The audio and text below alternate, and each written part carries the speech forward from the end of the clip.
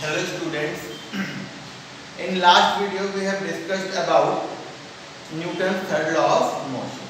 ठीक है, हम लोग Newton third law of motion तक हम पढ़ चुके हैं. अब इस वीडियो में हम लोग एक टॉपिक, एक टर्म डिस्कस करेंगे जिसको हम लोग क्या बोलते हैं, वी कॉल इट इम्पल्स. क्या बोलते हैं हम इसको? इम्पल्स. ठीक है, तो इम्पल्स क्या होता है? when a very large force act on a body for very small interval of time,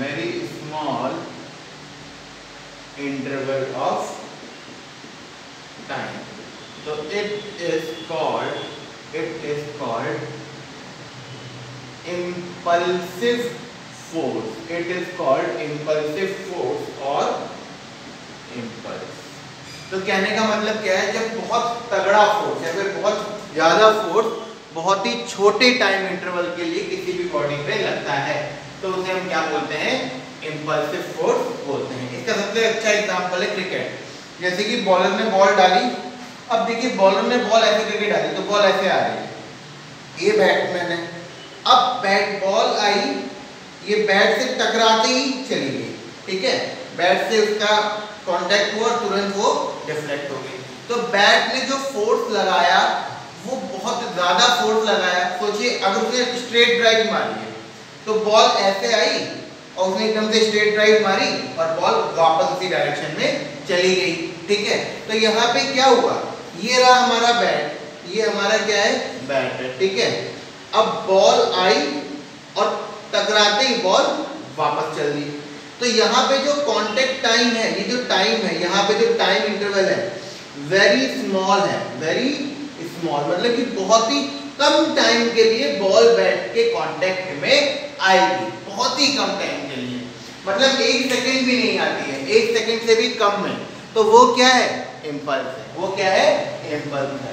ठीक है, तो यहाँ पे ये जो फोर्स लगता है इसे हम क्या बोलेंगे? इम्पल्सिव फोर्स बोलेंगे. We will call it impulsive force. जैसे कि बॉल है, जैसे आप मान लीजिए कैच खेल रहे, कैच इन द सेंस दीवार पे मार के, आप बॉल पे बॉल मार रहे हैं, ऐसे करके आपने बॉल मारी और कैच की, टकरा के आपके पास क्या आएगी? वापस आएगी, है ना. तो ये जो बॉल जो है बॉल से टकरा के वापस आ रही है, ये भी क्या एक टाइप का इम्पल्स है. क्योंकि अब ये तो है नहीं कि बॉल पहले गई फिर वहां पे बैठी रही बॉल के ऊपर, फिर आई ना, टच करते ही वापस आती है. क्यों? क्योंकि बॉल जो है इतना हाई फोर्स लगा रही है. ये देखिए कितना बड़ा फोर्स है. सपोज ये बॉल है, ये क्या है? एक बॉल है.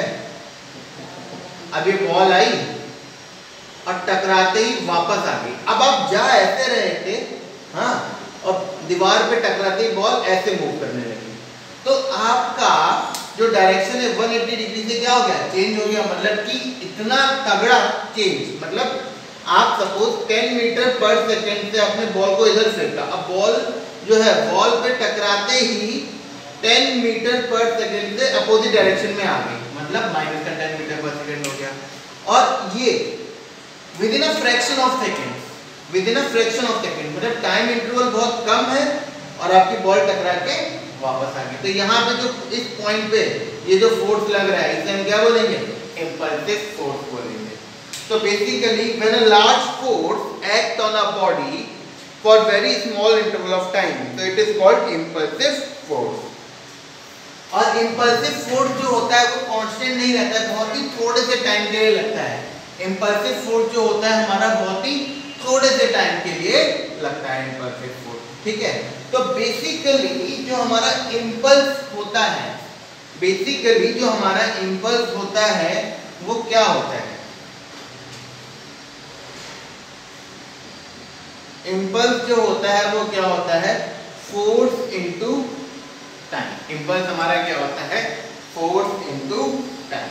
ठीक है, और I is equal to f integration of f dot dt, t1 से t2 तक. अब t1 से t2 क्या हो गया? टाइम इंटरवल हो गया. तो इतने टाइम में dt है क्योंकि f इंटू डी टी है तो टोटल इम्पल्स क्या हो जाएगा t1 से t2। मान लो आपका 0 to 0.4 सेकंड के लिए लग रहा है तो यहाँ पे 0 आ जाएगा, यहाँ 0.4 आ जाएगा और इंटीग्रेशन करना तो आपको आता ही है, ठीक है। और जब हम लोग न्यूमेरिकल्स करेंगे तो उसमें देख लेंगे, ठीक है। तो I is equal to t initial से t final f dot d t, ये आपका क्या होता है इम्पल्स होता है। या फिर हम ये भी लिख सकते हैं I is equal to f into delta T.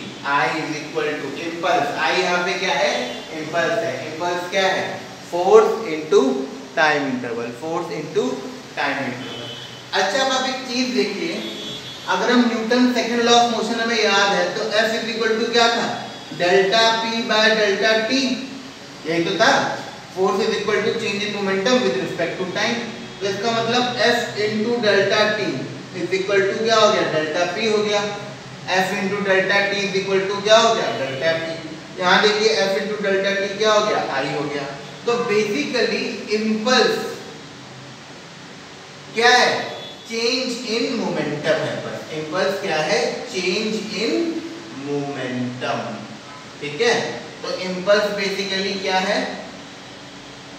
Delta P, impulse किसके बराबर है आपका चेंज इन मोमेंटम के बराबर है।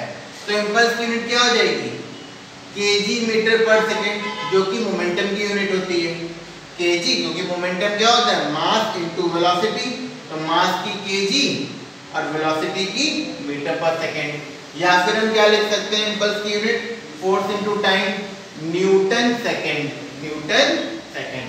तो इम्पल्स एक वेक्टर क्वांटिटी है, इम्पल्स एक वेक्टर क्वांटिटी है, इसकी यूनिट क्या होगी केजी मीटर पर सेकेंड या फिर न्यूटन सेकेंड होगी, या फिर क्या होगी न्यूटन सेकेंड होगी। और इम्पल्स हमारी कौन सी क्वांटिटी है ये वेक्टर क्वांटिटी है, क्या है वेक्टर क्वांटिटी। और ये जो है it is in direction of force, ठीक है। जिस डायरेक्शन में फोर्स लग रहा है उसी डायरेक्शन में हमारा इम्पल्स भी होगा, जिस डायरेक्शन में फोर्स लग रहा है उसी डायरेक्शन में हमारा इम्पल्स भी होगा, ठीक है। तो बेसिकली आपका क्या है ये जो है आपका जो इम्पल्स है ये क्या है जब बहुत लार्ज फोर्स बहुत छोटे टाइम इंटरवल के लिए लगता है तो उसे हम इम्पल्सिव फोर्स बोलते हैं। जैसे कि हम लोग जनरल लैंग्वेज में बोलते हैं इसका इस लड़के का नेचर बहुत इम्पल्सिव है। इफ वी से a person is having impulsive nature तो वो एकदम से रिएक्ट कर जाता है। जैसे आप उसको छेड़ रहे हैं तो एकदम से उठेगा मारेगा बैठ जाएगा फिर से शांत हो जाएगा। तो इम्पल्सिव नेचर मतलब एकदम से रिएक्ट करके बहुत कम टाइम इंटरवल के लिए फिर से शांत हो जाएगा, तो वो इम्पल्सिव नेचर होता है। तो जैसे वही क्रिकेट में बॉल आई आपने एकदम से शॉट मारा और एकदम से बॉल चली गई, ठीक है। तो वो जो बॉल और बैट का कांटेक्ट है जिस टाइम पे फोर्स लग रहा है वो फोर्स बहुत ज्यादा है और बहुत कम टाइम के लिए लग रहा है, बहुत ही कम टाइम के लिए लग रहा है। तो जब बहुत ज्यादा फोर्स बहुत कम टाइम के लिए लगता है तो उसे हम क्या बोलते हैं इम्पल्सिव फोर्स बोलते हैं। अच्छा ये जो चीज है क्या आपका impulse is equal to change in momentum, impulse is equal to change in momentum, इसको हम क्या बोलते हैं इम्पल्स मोमेंटम थ्योरम। क्या बोलते हैं इम्पल्स मोमेंटम थ्योरम, क्या बोलते हैं हम इसे इम्पल्स मोमेंटम थ्योरम।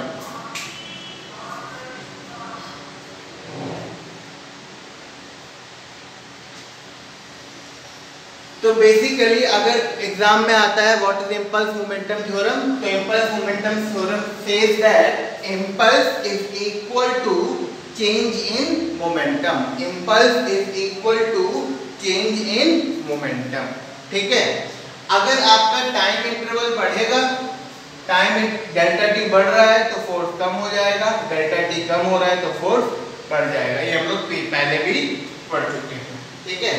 अच्छा अब दो सिचुएशंस लेते हैं जिसमें हमें इम्पल्स निकालने के लिए पूछा जाता है। We'll take two situations in which we need to find the impulse. Okay, तो बेसिकली अब जब भी हम न्यूमेरिकल करेंगे तो एक कॉन्सेप्ट याद रखिएगा, इम्पल्स जो है वो क्या होता है चेंज इन मोमेंटम। ठीक है, तो चलो अब हम लोग एक, ये क्या है, एक वॉल है, ये क्या है, एक वॉल है। ठीक है, अच्छा इधर की डायरेक्शन हम पॉजिटिव ले लेते हैं और इधर की डायरेक्शन हम नेगेटिव ले लेते हैं। ठीक है, ये आपने पॉजिटिव और नेगेटिव डायरेक्शन ले ली। ठीक है, अब देखिए हमारी यह एक बॉल है, ये बॉल है। ठीक है, ये बॉल है, इसका मास क्या है, मास क्या है, m है, और वेलोसिटी क्या है, v। ठीक है, तो क्या लिखा, consider a ball of mass m and velocity v। ठीक, ये बॉल को हमने ऐसे करके फेंका सीधे, तो ये बॉल जा रही है सीधे और ये आपकी स्ट्रेट गई। ठीक है, और टकरा के ऐसे गई और टकरा के वापस आ गई, तो ये बॉल यहाँ पे कोलाइड करके वापस आना शुरू हुई। तो जब ये वापस आ रही है तो मास तो m ही रहेगा, लेकिन अब वेलोसिटी क्या हो जाएगी, माइनस का v हो जाएगी, है ना, क्योंकि इधर को आ रही है, तो वेलोसिटी क्या हो जाएगी, माइनस v हो जाएगी। अब इस सिचुएशन में हमें क्या निकालना है, इंपल्स निकालना है। क्या निकालना है, इंपल्स निकालना है। अब हमें पता है इंपल्स I = क्या होता है, चेंज इन मोमेंटम। तो इंपल्स क्या हो जाएगा, final momentum minus initial momentum. ठीक है, इंपल्स हमारा क्या होता है, change in momentum, that is final momentum minus initial momentum. अब यहाँ पे देखिए, जब बॉल कोलाइड करके वापस आ रही है ये, तो ये फाइनल कंडीशन हो गई। तो यहाँ पे मोमेंटम क्या है, p फाइनल क्या है, माइनस का m इंटू v। ओके, अच्छा यहाँ पे देखिए ये p इनिशियल है, तो p इनिशियल क्या है, m इंटू v। तो इंपल्स क्या हो जाएगा, p फाइनल की जगह आप क्या रखेंगे, माइनस का mv, फिर माइनस p इनिशियल की जगह क्या रखेंगे, mv। तो इंपल्स क्या हो जाएगा, माइनस का mv माइनस का mv। तो इंपल्स क्या हो जाएगा, माइनस का 2mv। तो इंपल्स क्या हो जाएगा, माइनस का 2mv। तो मैग्नीट्यूड ऑफ इंपल्स क्या हो जाएगा, तो आप मैग्नीट्यूड जब केवल पूछा गया तो आप क्या बोलेंगे, 2mv। ठीक है, तो ये हमारी एक कंडीशन हो गई। इस कंडीशन को समझने के लिए एक बार फिर से देख लीजिए। पहले आपकी एक बॉल है, ठीक है, ये बॉल हमने एकदम स्ट्रेट ऐसे करके फेंकी v वेलोसिटी पे। ठीक है, और इस बॉल का जो मास है वो m है। एक बॉल है जिसका मास m है और वेलोसिटी v है, इसको हमने ऐसे करके फेंका। अब ये बॉल जा रही है, ठीक है, तो जब ये जा रही है, इनिशियल कंडीशन है, तो इसका जो मोमेंटम है वो इनिशियल मोमेंटम है, क्या है, m इंटू v। ओके, अब ये बॉल जा रही है, गई गई गई, यहाँ पे इसमें कोलिजन हुआ है बॉल के साथ, और कोलाइड होते ही ये वापस आना शुरू हो गई। अब जब ये वापस आ रही है तो मास तो m ही रहेगा इसका, बट वापस आते समय इसकी जो वेलोसिटी है वो इधर को हो जाएगी। सेम वेलोसिटी से आ रही है, मतलब सेम मैग्नीट्यूड से वापस आई, तो वेलोसिटी क्या हो जाएगी, इधर को क्योंकि आ रही है तो क्या हो जाएगी, माइनस v। तो फाइनल मोमेंटम क्या हो जाएगा, minus mv, m into minus v, that is minus mv। Okay, अब हमें इसमें इंपल्स निकालना। तो इंपल्स क्या होता है, change in momentum. Change in momentum क्या होता है, p final minus p initial. p final की जगह माइनस का mv आ गया, और माइनस फिर p इनिशियल की जगह mv आ गया। तो इंपल्स क्या आ गया हमारा, माइनस का 2mv kg मीटर पर सेकेंड। ये तो हो गई हमारी एक सिचुएशन। इसी तरीके से हम एक सिचुएशन की बात और कर सकते हैं। We can talk about one more situation. Suppose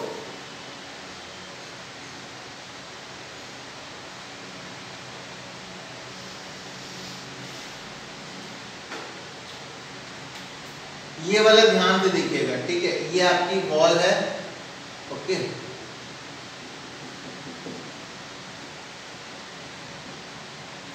अब यहाँ पे देखिए, आपने बॉल ऐसे करके आ रही है, ऐसे करके आई, ठीक है, ये आपकी बॉल है, ठीक है, इसका मास कितना है, अभी भी m है, वेलोसिटी v, ठीक है, और ये ऐसे करके आ रही थी और ये कोलाइड करके डिफ्लेक्ट हो गई 2 थीटा एंगल से। कितने एंगल से, 2 थीटा एंगल से क्या हो गई, डिफ्लेक्ट हो गई। मतलब कि ये पूरा एंगल कितना है, ये पूरा एंगल 2 थीटा। तो अभी बीच में हमने बाइसेक्ट कर दिया इसको, तो ये इधर थीटा हो गया, ठीक है, ये वाला पार्ट थीटा हो गया और ये वाला पार्ट थीटा हो गया।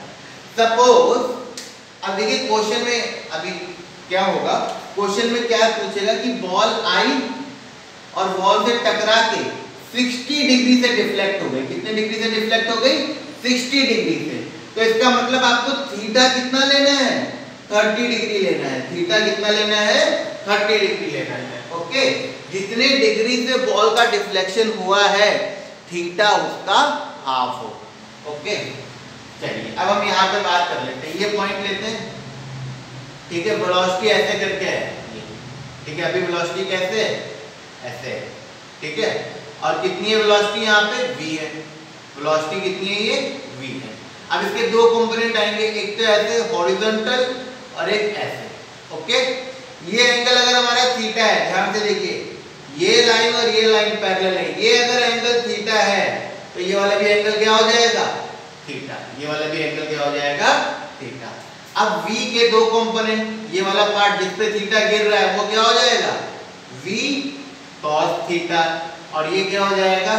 v sin थीटा, ठीक है। ऐसे यहाँ पे भी ले लीजिए, टकरा के आपका मास m ही है और वेलोसिटी v से ही वापस आ रही है। अब यहाँ पे देख लीजिए, ये आपकी v है, ये हमारी वेलोसिटी, ये क्या है? v velocity. कौन सी वेलोसिटी है?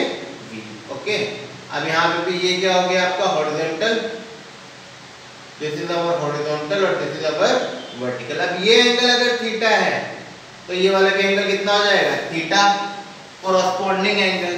तो ये v है, तो थीटा देखिए इस पे गिर रहा है आपका, तो जिस पे थीटा गिर रहा है वो क्या हो जाएगा? बेस, तो v cos थीटा, एंड ये क्या हो जाएगा आपका? v sin theta. क्या हो जाएगा? v sin थीटा, ठीक है, v cos theta and v sin theta.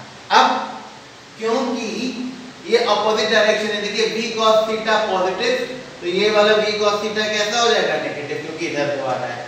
Okay, अब आप देखिए इस पॉइंट के लिए, यहाँ पे फॉर x एक्सिस, किसकी बात करें? जब x एक्सिस के अलोंग बात करें, ऐसे ऐसे, तो p इनिशियल क्या है?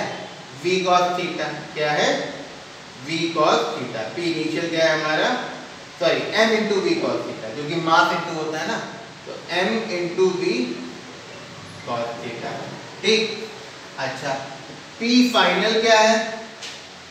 माइनस का mv cos थीटा, ठीक है। क्यों?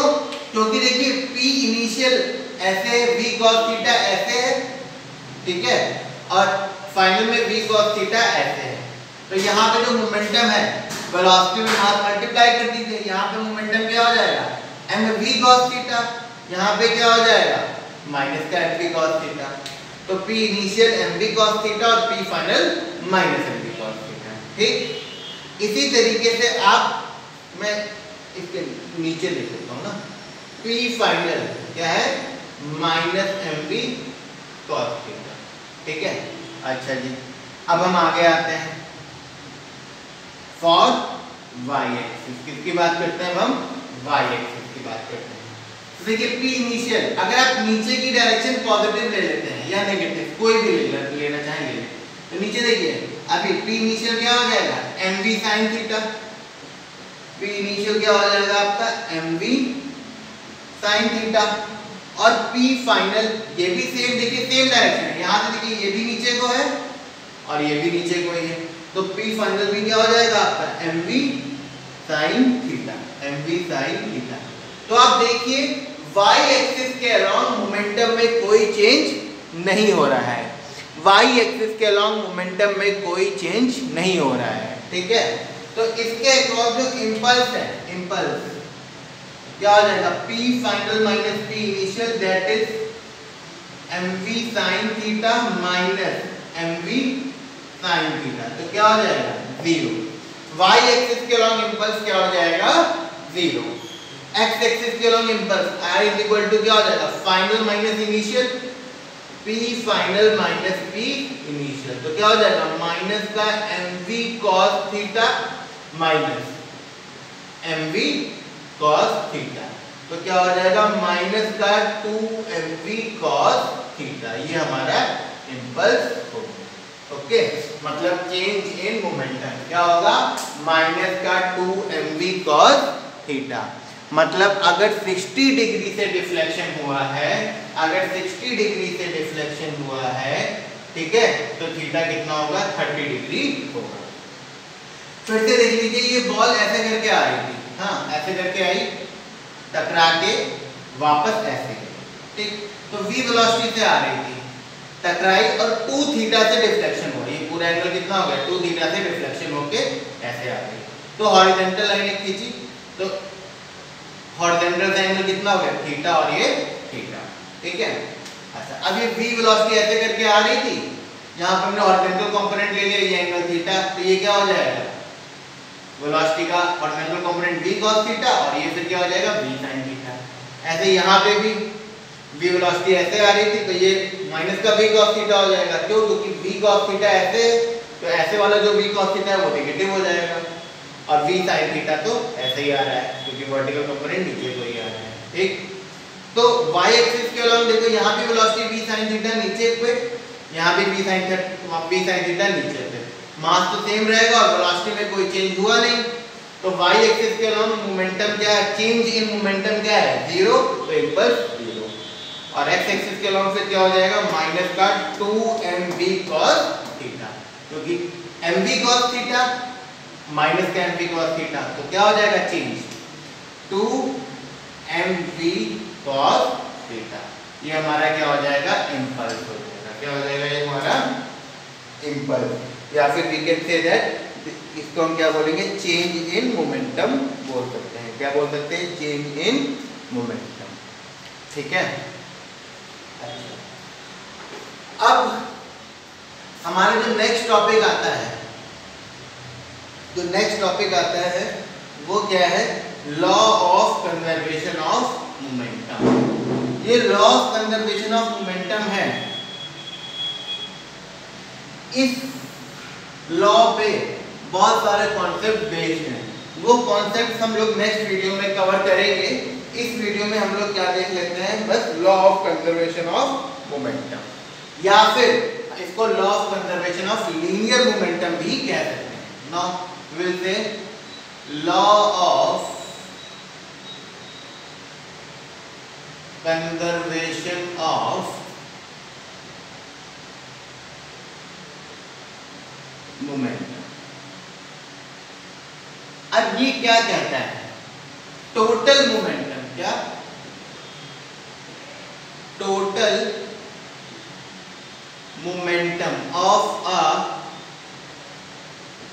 System remains constant, total momentum of a system remains constant. किसी भी सिस्टम का टोटल मोमेंटम हमेशा क्या रहता है, कांस्टेंट रहता है, वो कभी भी चेंज नहीं होता।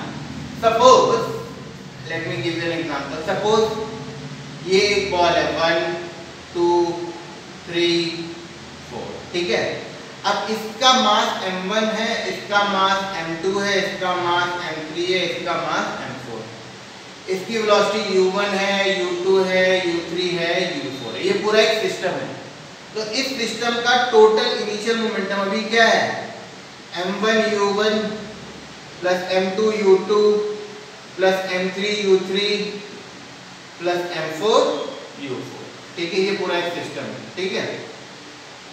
और ये अलग अलग 4 पार्टिकल्स है इसके, मतलब 4 बॉल्स हैं। अब मान लीजिए इस पे कुछ फोर्स लगा, इस पूरे सिस्टम पे कुछ फोर्स लगा, फिर से ये बॉल क्या है 1 2 3 और 4। अब इनकी वेलोसिटी v1 v2 v3 और v4 हो गई।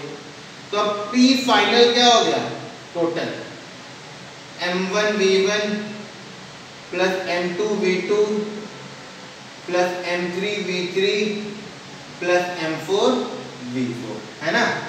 तो by law of conservation of momentum के हिसाब से जो टोटल p इनिशियल है और जो टोटल p फाइनल है वो सेम रहेगा। कहने का मतलब m1 u1 plus m2 u2 plus m3 u3 plus m4 u4, is equal to क्या होगा, m1v1 plus m2v2 plus m3v3 plus m4v4।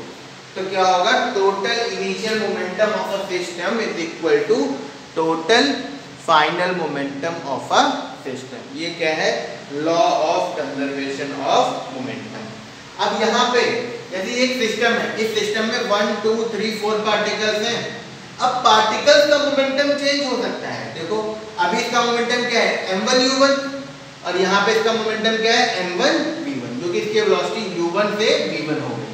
Okay, तो इंडिविजुअल जो पार्टिकल्स है, जैसे ये हाथ है, हाथ में कई सारे पार्टिकल्स हैं, तो उन पार्टिकल्स का मोमेंटम चेंज हो सकता है, बट पूरे सिस्टम का मोमेंटम, सारे पार्टिकल्स के मोमेंटम का सम क्या होगा, कांस्टेंट रहेगा। सपोज ऐसे एग्जांपल लेते हैं, ये तो आपको समझ में आ गया कि टोटल मोमेंटम सिस्टम का कांस्टेंट रहेगा। तो अगर हम दो बॉल का सिस्टम लेके चले, कैसा, दो बॉल का सिस्टम लेके चले,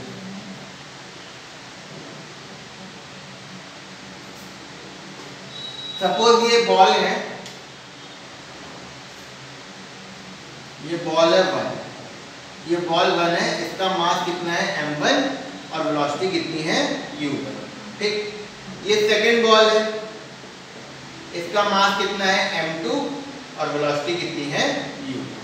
ठीक है, ये दो बॉल है, पहली बॉल है m1 वेलोसिटी, m1 मास है और v1 वेलोसिटी से मूव कर रही है, दूसरी बॉल है m2 मास की और ये u2 वेलोसिटी से मूव कर रही है। सपोज दोनों एक दूसरे की तरफ मूव कर रहे हैं। ठीक, तो अभी इसका इनिशियल मोमेंटम कितना है, m1u1 मतलब p1 का, और इसका इनिशियल मोमेंटम कितना है m2u2। तो ये पूरा एक सिस्टम हो गया, ये पूरा क्या हो गया, एक सिस्टम हो गया, ये दोनों बॉल्स का एक सिस्टम है, a system of two balls. क्या यहाँ पे लिख लेते हैं, क्या, consider a system of two balls. ठीक है, तो ये जो कंडीशन है ये बिफोर कोलिजन, ये क्या है, बिफोर कोलिजन। ठीक, अच्छा, तो यहाँ पे अभी P इनिशियल टोटल क्या हो जाएगा, m1u1 प्लस m2u2, ये हमारा क्या हो गया, P इनिशियल।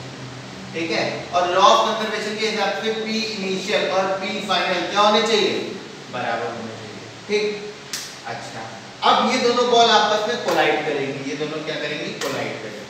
तो जब ये आ रही कोलाइड करके, सपोज यहाँ पे इन दोनों बॉल का क्या हो गया, ड्यूरिंग कोलिजन लिख देते हैं, क्या, ड्यूरिंग कोलिजन, ये और ये बॉल यहाँ पे क्या कर रही, कोलाइड कर रही है। तो इसने सपोज फोर्स लगाया, इस वाले बॉल ने इस पे फोर्स लगाया F1 और इसने इस पे फोर्स लगाया F2। ठीक, कोलाइड करने के बाद, आफ्टर कोलिजन, कोलाइड करने उसके बाद की सिचुएशन, भाई अब कोलाइड कर गई, देखिए दोनों के ऊपर फोर्स लगा तो दोनों की वेलोसिटी क्या हो जाएगी, चेंज हो जाएगी, है ना।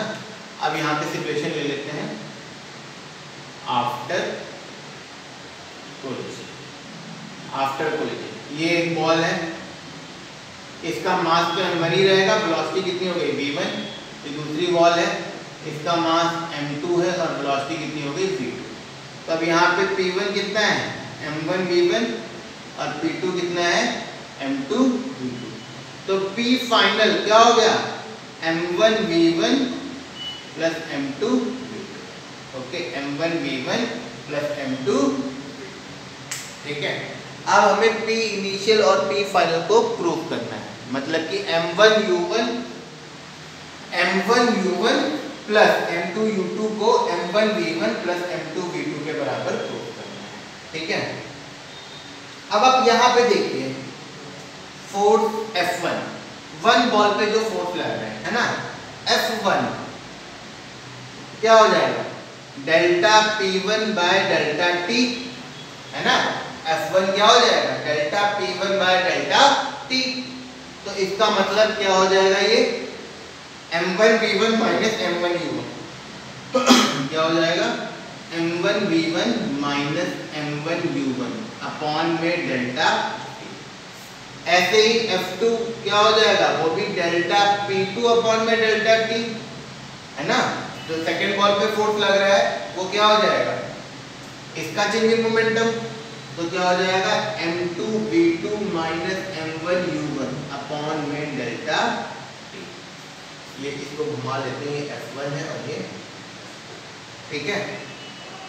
देखिए फिर से देख लीजिए, दो बॉल थी, ठीक है, ये दो बॉल थी, इसका मास M1 था, वेलोसिटी U1, मास M2, वेलोसिटी U2, ये दोनों एक दूसरे की तरफ अप्रोच कर रहे हैं, ठीक है। तो अभी इस बॉल का मोमेंटम क्या है इनिशियल, M1U1, इस बॉल का क्या है M2U2, ठीक। और टोटल मोमेंटम इन दोनों का क्या है initial momentum M1U1 plus M2U2।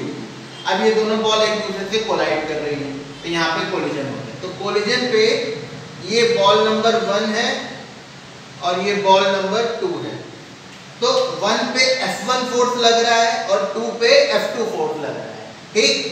तो दोनों पे फोर्स लगा तो दोनों की वेलोसिटी आफ्टर कोलिजन क्या हो गई, इसकी V1 हो गई और इसकी V2 हो गई। तो इसका मोमेंटम पहले M1U1 था, अब क्या हो जाएगा जब वेलोसिटी V1 हो गई, M1V1, और इसका मोमेंटम क्या हो जाएगा M2V2। ओके, ये हो गया। तो फाइनल मोमेंटम टोटल सिस्टम का M1V1 प्लस M2V2, ठीक। अब Newton second law of motion के हिसाब से F1 किस पे लग रहा है, फर्स्ट बॉल पे, है ना। तो जो किसी भी ऑब्जेक्ट पे जो फोर्स लगता है वो क्या होता है delta P by delta T, उसका चेंज इन मोमेंटम अपॉन में टाइम इंटरवल। तो F1 बॉल 1 पे लग रहा है ऐसे करके, तो F1 क्या हो जाएगा, change in momentum of this ball, 1 वाली बॉल का चेंज इन मोमेंटम अपॉन में डेल्टा T। तो इसका चेंज इन मोमेंटम क्या है M1V1 माइनस M1U1 अपॉन में डेल्टा T, ठीक। ऐसे ही F2 जो सेकंड बॉल पे फोर्स लग रहा है, तो F2 क्या हो जाएगा change in momentum of second ball upon में डेल्टा T। तो क्या हो जाएगा M2V2 माइनस M2U2, सॉरी ये M1U1 लिख दिया मैंने, M2U2, ठीक है, M2V2 माइनस M2U2, ठीक है, M2V2 माइनस M2U2 अपॉन में डेल्टा या। अच्छा, Newton third law of motion के हिसाब से F1 is equal to minus का F2 होगा कि नहीं होगा, F1 is equal to minus का F2 होगा। भाई इक्वल एंड अपोजिट फोर्स हमें पता है, ये दोनों फोर्स क्या होंगे equal and opposite. Newton third law के हिसाब से आपका क्या होगा F1 is equal to minus का F2। तो F1 की जगह ये पुट कर दो, मतलब कि क्या M1V1 माइनस M1U1 अपॉन में delta T is equal to F2 की जगह आप ये पुट कर देंगे, माइनस बाहर लिख के M2V2 माइनस M2U2 अपॉन में डेल्टा T कैंसिल आउट हो गया। अब यहाँ क्या बचा, ये M1V1 minus M1U1 is equal to, minus अंदर मल्टीप्लाई कर दीजिए, minus into plus minus minus M2V2 और minus into minus plus M2U2, okay. अच्छा, अब यहाँ पे U वाले एक तरफ ले लीजिए और VV वाले एक तरफ ले लीजिए, ओके। तो ये M1V1 है और ये माइनस का M2, इसको इधर ले लीजिए, तो ये क्या हो जाएगा M1V1 और ये M2V2 माइनस का इधर आ जाएगा, तो क्या हो जाएगा प्लस का M2V2 इज इक्वल टू, अब ये माइनस का M1U1 उधर चला जाएगा तो प्लस का हो जाएगा, तो क्या हो जाएगा M1U1 plus M2U2, M1U1 plus M2U2, ठीक है। अब ये देखिए, ये पूरा हमारा क्या है P final is equal to ये क्या है हमारा P इनिशियल। तो ये हमारा क्या हो गया, law of conservation of momentum proof हो गया, ठीक है। अच्छा, यहाँ तक समझ में आ गया था, इसके आगे देख लीजिए फिर से। Newton third law of motion के हिसाब से F1 is equal to minus का F2, तो F1 is equal to minus का F2, तो F1 की जगह ये पुट कर दिया M1V1 माइनस M1U1 अपॉन में delta T is equal to minus लग गया, F2 की जगह ये पुट कर दिया, M2V2 माइनस M2U2 अपॉन में डेल्टा T। अब ये डेल्टा T और डेल्टा T कैंसिल आउट हो गए, इसका मतलब M1V1 minus M1U1 is equal to minus अंदर मल्टीप्लाई हो गया तो minus plus minus M2V2 minus minus plus M2U2। अब M2V2 माइनस का इधर आके प्लस हो गया और M1U1 माइनस का उधर जाके प्लस हो गया, तो ये P फाइनल और ये P इनिशियल। ये हमारा law of conservation of momentum proof हो गया। अच्छा, इसके हम कुछ एग्जांपल्स देखेंगे, ठीक है, वो नेक्स्ट वीडियो में डिस्कस करेंगे इसके एग्जांपल्स और आगे उसके कंटिन्यू करेंगे। ओके।